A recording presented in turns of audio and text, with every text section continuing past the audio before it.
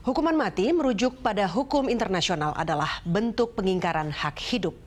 Lalu bagaimana hukuman mati yang diterapkan Indonesia dalam sudut hukum internasional? Mas Hikmahanto, hukuman mati ini kan bagian dari hukum pidana nasional. Tapi di sisi lain ini, hukum internasional ini kan mengatakan bahwa hak dasar setiap manusia untuk hidup. Anda melihat hukum pidana kita ini tentang hukuman mati ini memang bertentangan dengan hukum internasional artinya?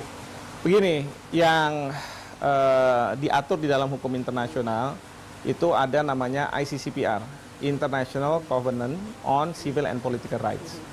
Di dalam ketentuan ICCPR disebutkan di situ bahwa hukuman mati sebaiknya dihilangkan. Tetapi bagi negara-negara yang masih menganut, maka itu hanya diterapkan terhadap kejahatan yang serius. Kejahatan luar biasa. Kejahatan luar biasa yang memang dalam ICCPR ini tidak ditentukan kejahatan itu apa. Itu yang diserahkan kepada masing-masing negara.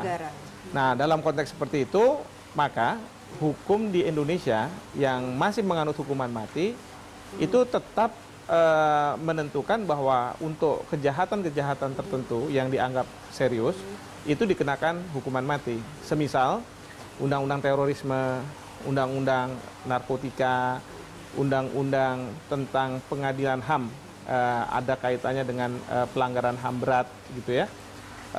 Dan beberapa undang-undang lainnya termasuk KUHP masih dianut hukuman mati itu sebagai hukuman pokok. Dengan demikian, apakah Anda melihat masih relevan hukuman mati diterapkan di Indonesia meskipun untuk kejahatan serius dan luar biasa? Kalau saya ditanya pribadi, tentu saya akan mengatakan bahwa hukuman mati menurut saya sudah tidak relevan lagi diterapkan. Karena kembali lagi masalah hak hidup dari seseorang, begitu ya. Tetapi kebanyakan publik di Indonesia masih menganut bahwa hukuman mati ini bisa mempunyai efek ya, baik kepada si pelaku itu, tetapi juga efek kepada masyarakat yang akan melakukan suatu kejahatan. Nah, masalah ini sebenarnya pro dan kontra di masyarakat ini pernah dibawa ke Mahkamah Konstitusi, bahkan dibawa 2 kali.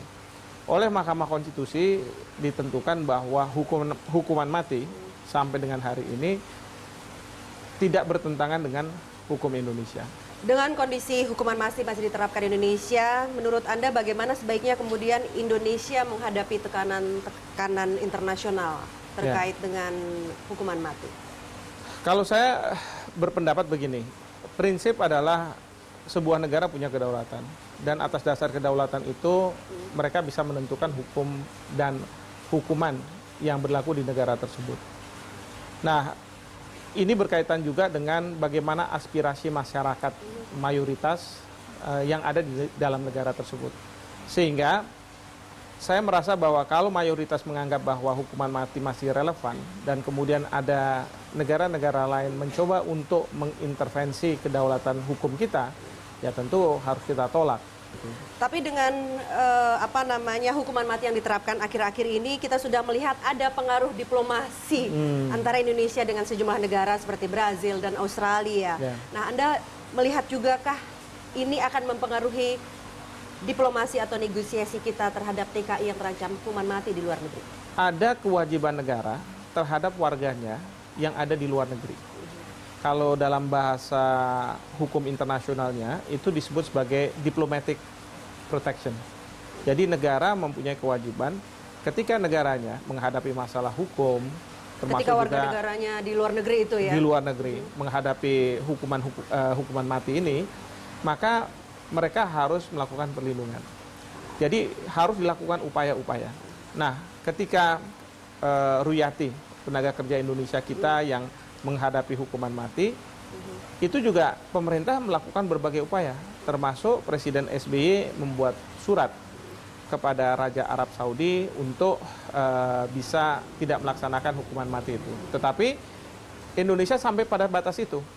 Nah, yang saya lihat yang akhir-akhir ini terkait dengan Australia, warga negaranya yang akan menghadapi hukuman mati, Brazil juga demikian, mereka menjalankan kewajiban untuk melindungi warganya.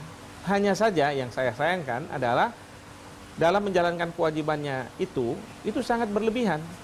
Pertama adalah Menlu Julia Bishop yang menyampaikan dalam forum di parlemennya bahwa kalau Indonesia tetap melaksanakan hukuman mati, maka dikhawatirkan jumlah wisatawan dari Australia ke Indonesia akan berkurang. Itu kan ancaman ya. Ancaman halus ya, gitu.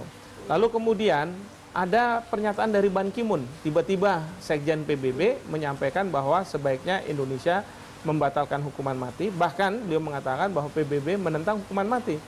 Belum lagi yang terakhir, di mana Tony Abbott, Perdana Menteri Australia, mengkaitkan masalah bantuan Australia kepada Indonesia pasca tsunami. Nah, yang dia bilang bahwa ketika Indonesia menghadapi kesulitan, kita turut membantu. Sekarang kami menghadapi kesulitan karena 2 orang warga kami akan menjalani hukuman mati. Lalu diminta Indonesia untuk juga bisa memahami masalah itu. Dalam tata cara hubungan internasional, apa yang dilakukan oleh Perdana Menteri Australia itu bisa dikatakan tidak melecehkan Indonesia? Ya sebenarnya melecehkan tidak, tetapi paling tidak sekarang orang tahu ya warna dari Australia ketika mereka membantu Indonesia. Jadi bantuan itu tidak ada keikhlasan, pamrih. Ya, jadi ada sesuatu di belakang itu. Jadi sekarang orang akan bilang, oh pantas saja kalau misalnya Australia membantu kita dalam penanganan terorisme, ternyata itu sebenarnya untuk kepentingan Australia. Kenapa? Karena kalau misalnya terorisme bisa ditanggulangi di Indonesia, tidak perlu masuk Australia. Kenapa Indonesia dibantu masalah keimigrasian oleh Australia? Oh, itu kaitannya dengan para pencari suaka yang dari Timur Tengah dan lain sebagainya yang mau masuk Australia. Jadi Indonesia diminta untuk mencegat itu di Indonesia supaya tidak kemudian membebani Australia. Artinya dengan bahasa awam, diplomasi internasional yang dilakukan Indonesia terhadap internasional untuk kepentingan warganya itu proporsional. Proporsional, betul. Sementara yang dilakukan misalnya Brazil dan Perdana Menteri Australia Tony Abbott itu kalau sangat kata tidak anak-anak proporsional. sekarang lebay. Lebay, iya, sangat tidak proporsional.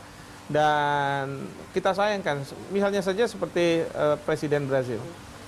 Beliau sudah mencampur adukan antara emosi pribadi beliau dengan kedudukan dia sebagai seorang presiden. Karena apa? Mungkin saja ketika Pak Dubes kita, Toto Rianto, sudah hadir di istana, lalu di-brief oleh Menteri Luar Negerinya, siapa-siapa saja yang akan menyerahkan surat kepercayaan, lalu dia lihat nama Indonesia, muncul emosinya di situ.